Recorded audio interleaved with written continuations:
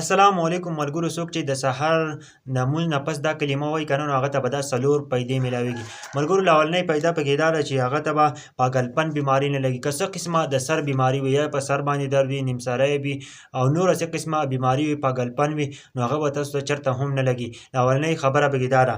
او دویم نمبر پکې دا ده بوډافن. ملګرو تاسو ته پته نن سبا د خلکو په دې مخ دانې وي یا چې بوډا غوندې ښکاري. دې اصل مقصد دا وي که نه که تاسو دا کلمه وایئ نو تاسو نه به الله پاک دا لرې کړي او ستاسو مخ به ښایسته شي او ستاسو مخ به ډېر ښایسته ښکاري ملګرو. نو د دې وظیفې ضرور اهتمام وکړئ، د سهار د مونځ نه ضرور پس وایئ ملګرو.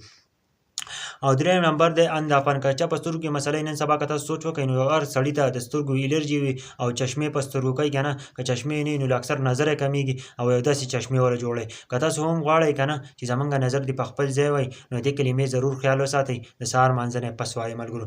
او څلورمه پیدا به دا میلاویږي که په تا کې چېرته فالج بیمار وي، څه مسله درته وي که نه نو دا به درنه ختمېږي. راځئ دا کلمه راسره واورئ که نه، ځان مکمل پرې پویه کړئ او دا ویډیو د نورو مسلمانانو سره هم شیر کړئ چې د نورو مسلمانانو ته ورسي. ډېر مجرب عمل دی که نه. راځئ درته دا وظیفه وایم که نه، انشاءالله په دې سکرین به ته هم ښیم چې په دې سکرین باندې به تاسو ته ښکاري.